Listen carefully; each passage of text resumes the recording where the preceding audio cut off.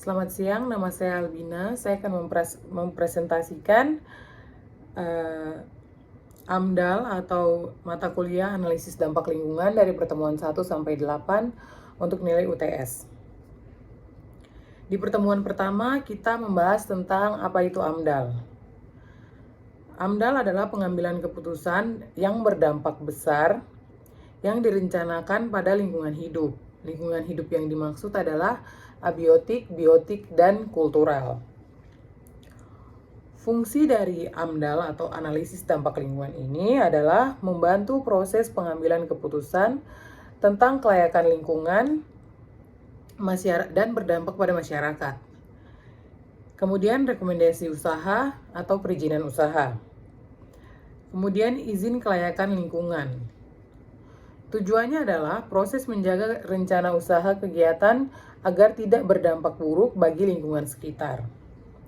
Manfaatnya, kegiatan yang direncanakan akan dibuat untuk tidak merusak lingkungan sekitar. Pembangunan wilayah atau pengambilan keputusan analisis dampak lingkungan, pemerintah, dan masyarakat. Kemudian juga kita membahas tentang 5W1H analisis dampak lingkungan. Yang pertama, apa? Apa itu AMDAL? AMDAL adalah analisis dampak lingkungan. Kapan dibutuhkan? Saat pengambilan keputusan yang berdampak bagi lingkungan sekitar. Di mana? Menurut saya di pemerintah dan masyarakat. Kenapa? Karena penting untuk perizinan usaha dan kelestarian lingkungan. Siapa yang merencanakan AMDAL ini? Menurut saya pemerintah, masyarakat, dan pengusaha atau stakeholder yang terkait. Bagaimana? Yaitu menurut saya dengan perizinan, kemudian rencana-rencana pembangunan yang semuanya dibutuhkan pertimbangan analisis dampak lingkungan yang berdampak pada lingkungan sosial, masyarakat, budaya, seperti itu. Kemudian selanjutnya kita membahas tentang teori Butler. Di situ kita disuruh membuat gambar tentang teori Butler yang ada unsurnya ekonomi, sosial, dan budaya. Seperti ini gambarnya. Begitu.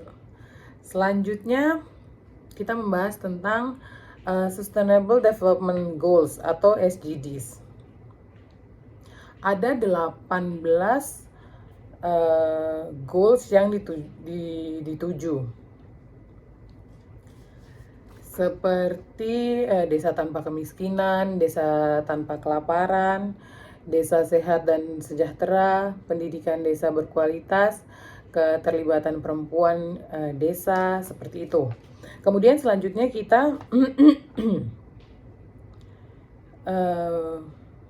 masih ada banyak lagi, tapi saya langsung saja ke tujuan dari SDGs adalah pembangunan yang berkelanjutan dan disepakati langsung oleh 193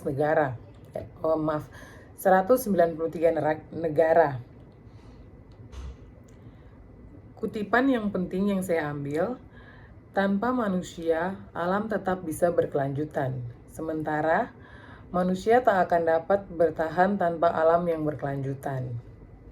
Di situ kenapa SDGs ini ada, karena bisa berkelanjutan untuk manusia juga. Kemudian kita sempat disuruh bikin bagan, di mana kita menggolongkan dari 17 desa-desa tujuan SDGs ini yang dikelompokkan secara ekonomi, kemudian sosial budaya, dan lingkungan. Saya sendiri sudah buat, ada di sini, pakai nomor-nomor gitu, Miss. Kemudian selanjutnya kita membahas tentang dampak kegiatan pariwisata. Ada dampak ekonomi, dampak sosial, dan dampak budaya. Yang pertama di dampak ekonomi, pastinya adanya lapangan kerja, kemudian penyediaan jasa seperti investasi dan dalam infrastruktur. Kemudian dampak sosialnya di bidang kesenian dan adat istiadat. Kemudian dampak organisasi dan kelembagaan sosial.